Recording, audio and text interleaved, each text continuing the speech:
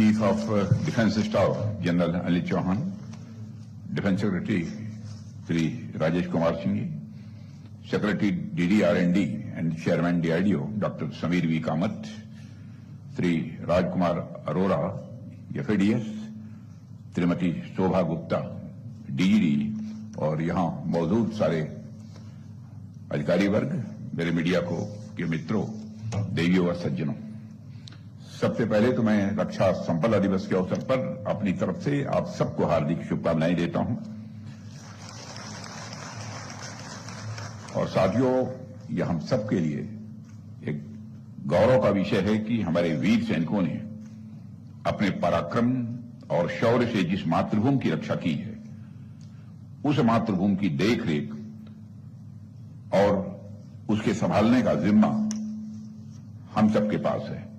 और मुझे इस बात की खुशी है कि एक संस्था के रूप में आप सबने ग्राउंड ओरिएंटेड इंस्टीट्यूशन की भूमिका निभाई है। आपने खुद को केवल फाइल्स, ऑर्डर्स और रूल बुक्स तक सीमित न रखकर देश के विकास से जोड़ा है। यह अपने आप में आप सबके लिए भी एक गौरव का विषय है। जब मैं आप लोगों से बात करता हूं, स्वाभाविक रूप से मेरे मन में भी यही भाव आता है कि आप किसी संस्था के अफसर से या किसी सर्विस के एम्प्लॉइज भर नहीं हैं, बल्कि आप वो लोग हैं जो नेशनल रिस्पांसिबिलिटी को अपने रोजमर्रा के कामों में जीते हैं। आपका हर डिसीजन, आपका हर सिग्नेचर कहीं न कहीं राष्ट्र की सुरक्षा से यह जुड़ा होता है। इसलिए आज जब मैं आप सबके बीच उपस्थित हुआ हूं, तो मैं देश के लिए इंडियन डिफेंस स्टेट सर्विस यानी IDS के योगदान की सराहना करता हूं। लगभग 200 वर्षों से भी अधिक समय से IDS ने जिस परंपरा और जिस विरासत का निर्माण किया है, उसकी जितने भी सराहना की जाए, मैं समझता हूं वह कम है। आज हमारी डिफेंस स्टेट्स का दायरा कितना व्यापक और कितना महत्वपूर्ण है, इसे सिर्फ इस बात से समझा जा सकता है कि आप लोग 17 लाख एकड़ से भी अधिक डिफेंस लैंड का मैनेजमेंट करते हैं। यह कोई, मैं मानता हूं, साधारण जिम्मेदारी नहीं है। यह बहुत बड़ी जिम्मेदारी है, क्योंकि हमारी जो डिफेंस लैंड है वह महज जमीन का टुकड़ा भर नहीं है, बल्कि हमारे डिफेंस मैकेनिज्म की एक बुनियाद है। और साथियों, यह संगठन अपने आप में एक लीगेसी इंस्टीट्यूशन है, एक परंपरा है, एक संस्कार है, एक ऐसा सतत प्रवाह है जो कई पीढ़ियों से राष्ट्र की सेवा करता आ रहा है। आपका संगठन जितना पुराना है, उतनी ही गहरी इसकी जड़ें हैं और उतनी ही व्यापक इसकी छाया है, जो समय समय पर देश की जरूरतों के अनुसार यह फैलती रहती है। यही किसी मजबूत और सस्टेनेबल ऑर्गेनाइजेशन की पहचान हुआ करती है। और साथियों, इस संगठन को देखकर मुझे मां गंगा का उदाहरण याद आता है। आप देखिए कि हर जगह गंगा जी के अलग अलग स्वरूप आपको देखने को मिलेंगे। हरिद्वार में गंगा जी कुछ और दिखती हैं, प्रयागराज में उनका स्वरूप बदल जाता है, कानपुर में उनका रंग और वेग ये अलग होता है। उनके किनारे बदलते हैं, स्थितियां भी बदलती रहती हैं, लेकिन कभी भी गंगा जी की पहचान नहीं बदली, उसका कोर कैरेक्टर नहीं बदला।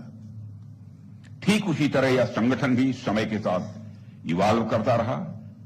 परिस्थितियां बदली, रोल्स बदले, रिस्पांसिबिलिटीज बदली, नए चैलेंजेज आए, लेकिन इसका मूल स्वभाव वही रहा, discipline, service and unwavering commitment to the nation. और साथियों, हम सभी जानते हैं कि किसी भी ऑर्गेनाइजेशन के लिए सबसे डिफिकल्ट टास्क होता है बिना अपनी ओरिजिनलिटी को खोए हुए किसी चेंज को एक्सेप्ट करना। लेकिन आपने यह करके दिखाया है, और इसकी पुरानी ऑर्गेनाइजेशन होने के बावजूद आपने मॉडर्न थिंकिंग को भी सहज तरीके से अपनाया है। टेक्नोलॉजी को आपने अपनाया है, प्रोसीजर्स को सिंप्लीफाई किया है, और चेंजिंग एक्सपेक्टेशंस के अनुसार खुद को आपने अपने को अलाइन करने की कोशिश भी की है। साथियों, ट्रेडिशन और मॉडर्नाइजेशन के बीच बैलेंस बनाना यह कोई आसान काम नहीं होता है, लेकिन आपने यह बैलेंस बनाया है, इसके लिए भी मैं आप सबको बधाई देता हूं। आज अगर हमारा डिफेंस सेक्टर इतनी तेजी से प्रगति कर रहा है तो उसमें आपके इस डेडिकेशन का भी एक मेजर कंट्रीब्यूशन है। और साथियों, किसी भी राष्ट्र की ताकत केवल हथियारों से नहीं मापी जाती। उसकी असली ताकत उसके सिस्टम, उसके एडमिनिस्ट्रेशन और उसके वैल्यूज में होती है। एडमिनिस्ट्रेशन अगर ईमानदार, ट्रांसपेरेंट और सेंसिटिव हो तो उस राष्ट्र की सबसे मजबूत ढाल बन जाता है। रक्षा संपदा संगठन इसी एडमिनिस्ट्रेटिव इथोस का मैं मानता हूं अपने में एक उदाहरण है। आज जब हम न्यू इंडिया की बात करते हैं, नए भारत की हम बात करते हैं और 2047 तक विकसित राष्ट्र की बात करते हैं, तो उसमें ट्रांसपेरेंसी, एफिशिएंसी और अकाउंटेबिलिटी जैसे शब्द अपने आप जुड़ जाते हैं। और मुझे प्रसन्नता है कि आपके कार्यों में यह पूरी तरह से साफ तौर पर दिखाई देता है, चाहे डिजिटल लैंड रिकॉर्ड्स हो अथवा सैटेलाइट इमेजरी का उपयोग हो या इंक्रोचमेंट रिमूवल की कार्रवाई हो, हर जगह एक स्पष्ट इंटेंट नजर आता है। और साथियों, इन्वायरमेंट कंजर्वेशन के क्षेत्र में भी आपके प्रयास मैं मानता हूं कि यह रिमार्केबल है, उल्लेखनीय है।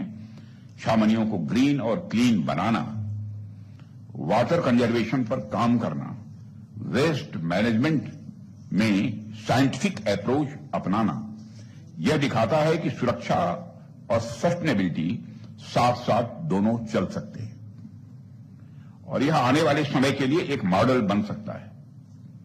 एजुकेशन और स्किल डेवलपमेंट के क्षेत्र में भी आपके प्रयास सराहनीय हैं।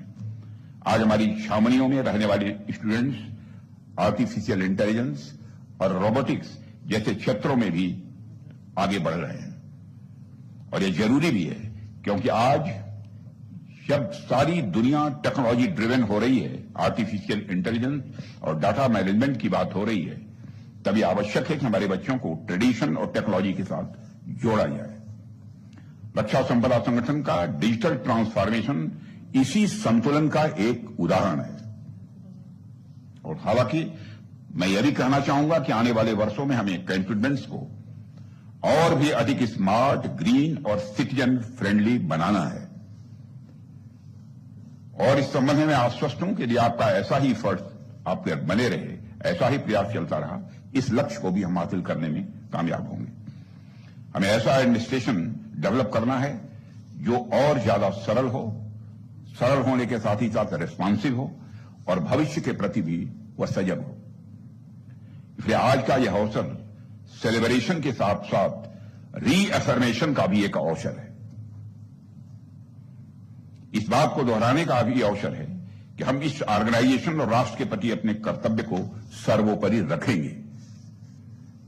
साथियों, चूंकि आप सबकी ड्यूटीज का बड़ा हिस्सा भूमि से जुड़ा हुआ है, लैंड से जुड़ा हुआ है, इसलिए मैं इस इंपॉर्टेंट टॉपिक पर भी कुछ बातें आपसे करना चाहूंगा। आमतौर पर जब हम राष्ट्र की बात करते हैं तो अक्सर हमारे मन में बड़े बड़े शब्द आते हैं, सिक्योरिटी, डेवलपमेंट, पावर, टेक्नोलॉजी वगैरह वगैरह। लेकिन इन सबकी जड़ में वह भूमि है, वह जमीन है जिस पर हम खड़े हैं, जिस भूमि पर हमारे संस्थान खड़े हैं, जहां से सैनिक अपनी ड्यूटी पर निकलता है, जहां नागरिक अपना जीवन बनाता है। यह भूमि ही तो राष्ट्र की पहली पहचान होती है। अगर हम इतिहास के पन्ने पलटें तो पाएंगे कि मानव सभ्यता की शुरुआत भी भूमि से ही हुई। जब मनुष्य ने कृषि शुरू की तभी समाज बना, संस्कृति बनी और व्यवस्था बनी। रोटी भूमि से आई, कपड़ा भी भूमि से मिला, मकान भूमि पर ही खड़ा हुआ, हमारी पहचान भी भूमि से जुड़ी। तब न कोई कानून था, न कोई फाइल थी, लेकिन फिर भी भूमि का सम्मान बना हुआ था। इस देश में तो हम लोग वैसे भी भूमि को कोई भौतिक वस्तु नहीं मानते हैं, बल्कि वह एक इतिहास होती है, स्मृति होती है, और भूमि को हम माता तुल्य मानते हैं। यह हमारे भारत की परंपरा है। और मैं मानता हूं कि यह सब सारी चीजें हमारी भविष्य की नींव होती हैं। इसलिए आज हम भले ही मॉडर्न गवर्नेंस की बात करते हैं, डिजिटल रिकॉर्ड्स की बात करते हैं, लेकिन हमारी मूल भावना वही रहनी चाहिए, भूमि के प्रति संवेदनशीलता और जिम्मेदारी। आप लोग जमीन से जुड़े हुए लोग हैं, लिटरली भी और मॉरली भी। आप जितना जनता से जुड़े हुए हो उतना तो शायद ही डिफेंस की कोई और सर्विस जुड़ी हुई हो। जनता आपके ऊपर भरोसा करती है, इसलिए आपका काम केवल भूमि का प्रबंधन करना ही नहीं है, बल्कि जनता के उस भरोसे को संभालना भी है। यह आप ही की जिम्मेदारी है। भविष्य की चुनौतियां हमारे सामने मुंह खोले खड़ी हैं, हमें उन चुनौतियों से भी निपटना होगा। ऐसे में एक बुनियादी प्रश्न हमारे सामने खड़ा होता है कि क्या हम केवल प्रक्रियाओं को चलाने वाले संगठन बने रहेंगे या एक ऐसे संस्थान बनेंगे जो सीखता भी है, बदलता भी है और रास्ता भी दिखाता है। यहां पर डीजीडी भी उपस्थित हैं। मेरा मानना है कि डीजीडी के सामने आज इस सेलिब्रेशन के दिन एक बड़ा अवसर यही है कि वह इस संगठन के अंदर इनोवेशन और कॉन्टिन्यूअस इंप्रूवमेंट की एक अस्थायी संस्कृति डेवलप करें। हमारी यह अपेक्षा है और इसके लिए हमें किसी असाधारण विचारों की नहीं, इसके लिए हमें किसी असाधारण विचारों की नहीं, बल्कि एक व्यवस्थित सोच की जरूरत है। एक व्यवहारिक सुझाव तो यह हो सकता है कि संगठन के भीतर हर वर्ष एनुअल चैलेंज स्टेटमेंट्स की शुरुआत की जाए। संगठन के भीतर हर वर्ष एनुअल चैलेंज स्टेटमेंट्स की एक शुरुआत की जाए। ऐसे स्टेटमेंट्स जो हमारी वर्षों पुरानी समस्याओं से जुड़े हुए हों और उन नई चुनौतियों से भी जो धीरे धीरे हम सबके सामने आ रही हैं, जैसे रेंट रिकवरी के पुराने मामले और लीजिंग कंप्लायंस से जुड़े विवाद और इसके साथ ही रोजाना नई नई आ रही टेक्नोलॉजी से रिलेटेड चुनौतियां। अगर हम इन मुद्दों को स्पष्ट रूप से चिन्हित करें, आइडेंटिफाई करें और फिर अपने ही अनुभवी अधिकारियों, युवा सोच वाले अधिकारियों और विशेषज्ञों को आमंत्रित करें तो वे नए समाधान सुझाएं, तो यकीन मानिए कि हम केवल छोटे सुधारों तक ही सीमित नहीं रहेंगे, बल्कि ट्रांसफॉर्मेटिव चेंज की दिशा में हम आगे बढ़कर रहेंगे। और इससे संगठन एक लर्निंग इंस्टीट्यूशन के रूप में भी डेवलप होगा, जो एजाइल भी होगा और एजाइल होने के साथ साथ फ्यूचर रेडी भी होगा और सॉल्यूशन सेंटर्ड भी होगा। साथियों, एक दूसरा विषय जिस पर हमें ईमानदारी से बात करनी चाहिए वह है डिफेंस लैंड से जुड़ा लिटिगेशन। आज यह न केवल हमारा समय लेता है, बल्कि रिसोर्सेज और एनर्जी भी खर्च करता है। हमें अपनी लिटिगेशन हैंडलिंग कैपेसिटी मजबूत करनी ही होगी, लेकिन इसके साथ साथ हमें यह भी सोचना होगा कि क्या हम इसे और अधिक इंटेलिजेंट और प्रेडिक्टेबल बना सकते हैं। डिफेंस लाइन के लिए क्या हम मैकेनिज्म बना सकते हैं जिसमें केसेस की टाइमिंग, उनकी present situation, next hearing, legal council की परफॉर्मेंस, फाइनेंशियल रिस्क, ये सब रियल टाइम में और एक जगह हमें ठीक तरीके से पता चल सके और इससे निर्णय लेना मैं समझता हूं कहीं अधिक प्रभावी हो सकता है। बेहतर लैंड रिकॉर्ड्स, मजबूत डॉक्यूमेंटेशन, अर्ली डिस्प्यूट रिजोल्यूशन और सिविल अथॉरिटीज के साथ बेहतर कोऑर्डिनेशन, ये सब ऐसे कदम हैं जो हमें रिएक्टिव लिटिगेशन मैनेजमेंट से निकालकर प्रिवेंटिव लैंड गवर्नेंस की ओर ले जा सकते हैं और इन्हीं रिफॉर्म्स की तरफ हमें ध्यान देने की जरूरत है। और साथियों, आज जब हमारी कैंटोनमेंट लगातार मॉडर्नाइज हो रही हैं, तो डीजीडी के पास यह अवसर भी है कि वह सिटीजन सेंट्रिक अर्बन गवर्नेंस में देश के लिए एक बेंचमार्क बने। मैं देश में बेंचमार्क बनने की बात मैं कर रहा हूं और मुझे विश्वास है कि आप सब इस काम को कर सकते हैं। अगर हम कैंटोनमेंट्स के लिए एक सिटीजन सेटिस्फैक्शन इंडेक्स डेवलप करें जो ऑब्जेक्टिव और मेजरेबल सर्विस आउटकम्स पर आधारित हो, तो यह न केवल सुधार के क्षेत्रों को दिखाएगा, बल्कि अकाउंटेबिलिटी और ट्रांसपेरेंसी भी स्वाभाविक रूप से यह बढ़ाएगा। तब हमारी कैंटोनमेंट्स बेहतर भी होंगे और पूरे देश के लिए यह अपने आप में एक उदाहरण भी बनेंगे। और साथियों, मैं कहना चाहता हूं कि जिस तरह की आपकी ड्यूटीज हैं और आपके डे टू डे एक्शंस केवल फाइल्स या प्रोसीजर्स तक सीमित नहीं रहते, बल्कि पब्लिक परसेप्शन और इंस्टीट्यूशनल क्रेडिबिलिटी को भी शेप करते हैं। और किसी भी ऑर्गेनाइजेशन की रेपुटेशन उसके रूल्स, मैनुअल्स या इंफ्रास्ट्रक्चर से नहीं बनती है, बल्कि वहां काम करने वाले हर इंडिविजुअल के कंडक्ट से बनती है। एक एक एम्प्लॉई का बिहेवियर, उसकी वर्क एथिक और डिसीजन मेकिंग स्टाइल यह तय करता है कि लोग उस संस्था को किस नजर से देखते हैं।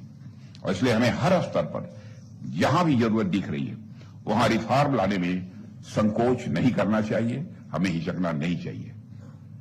कई बार हम जाने अनजाने में कुछ ऐसे स्टेप्स ले लेते हैं जो दिखने में तो मामूली लगते हैं, लेकिन वे स्टेप्स धीरे धीरे ऑर्गेनाइजेशन की इमेज को थोड़ा डल कर देते हैं। किसी भी प्रकार की लैक ऑफ सेंसिटिविटी, शॉर्टकट्स और डेविएशन का एक क्यूमुलेटिव इफेक्ट होता है जो संगठन की साख को स्वाभाविक रूप से यह नुकसान पहुंचाता है।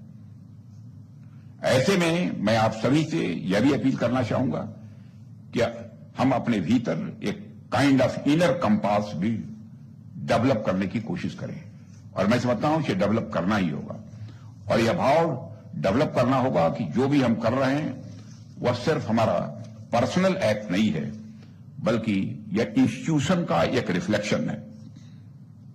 ट्रांसपेरेंसी, रूल बेस्ड गवर्नेंस और इंटीग्रिटी जैसे वैल्यूज कोई एक्स्ट्रा बर्डन नहीं है, बल्कि ये तो हमारे गुड गवर्नेंस की कोर वैल्यूज हैं। जब हम ओपनली, ऑब्जेक्टिवली और बिना किसी बायस के काम करते हैं तो न केवल पब्लिक ट्रस्ट बढ़ता है, बल्कि हमारी अपनी प्रोफेशनल सेटिस्फैक्शन भी स्वाभाविक रूप से बढ़ती है। इसलिए आप हर फाइल साइन करते समय, हर डिसीजन लेते समय यह सोचें कि क्या यह स्टेप हमारे इंस्टीट्यूशन की क्रेडिबिलिटी को मजबूत करेगा या नहीं करेगा। अगर यह सवाल हमारे माइंड में क्लियर है तो डायरेक्शन अपने आप सही हो जाएगी। और यही अप्रोच हमारे ऑर्गेनाइजेशन को, हमारे डिफेंस इकोसिस्टम को और अल्टीमेटली हमारे राष्ट्र को और मजबूत बनाएगी। यही हमारी कलेक्टिव रिस्पांसिबिलिटी है और मुझे पूरा विश्वास है कि आप सभी इस रिस्पांसिबिलिटी को पूरी सिंसियरिटी और कमिटमेंट के साथ निभाएंगे। और अब तक जो कोई भी आपने काम किया है उसकी मैं व्यक्तिगत रूप से अपने स्तर से भी उसकी मैं सराहना करता हूं। आप अपनी ड्यूटीज को केवल एक जॉब के रूप में न देखें, इसे नेशन बिल्डिंग का एक प्रभावी माध्यम माने। अपनी कैपेबिलिटी, अपनी एनर्जी और अपने टाइम का मैक्सिमम यूटिलाइजेशन करें।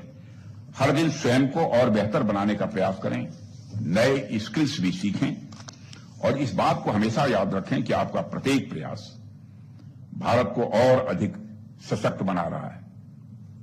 मुझे पूरा विश्वास है कि यदि हम सभी ने इस सोच को अपनाया और इस संकल्प के साथ हम आगे बढ़े तो आने वाले समय में आप सब न केवल देश के भीतर बल्कि वैश्विक स्तर पर भी एक रोल मॉडल ऑर्गेनाइजेशन के रूप में अपनी पहचान और मजबूत कर पाएंगे, ऐसा मेरा विश्वास है। और मैं मानता हूं कि आपको डीजीडी के रूप में बहुत ही एक डायनेमिक और बहुत ही कैपेबल अधिकारी मिली है, शोभा जी। देश की रक्षा मंत्री के रूप में मैं आप सभी के एक गार्जियन भी मानिए, रक्षा मंत्री ही नहीं हूं, गार्जियन भी हूं, आप सबकी उम्र में बड़ा भी हूं। और आप सभी के गार्जियन होने के नाते भी मैं आप सबको अपनी हार्दिक शुभकामनाएं देता हूं और आप सबको हृदय से धन्यवाद देता हूं कि आपने इस कार्यक्रम में मुझे आमंत्रित किया है। और पुनः एक बार रक्षा संपदा दिवस की भी आप सबको बधाई देता हूं और विजय दिवस की भी ढेर सारी शुभकामनाएं देते हुए अपना निवेदन समाप्त करता हूं।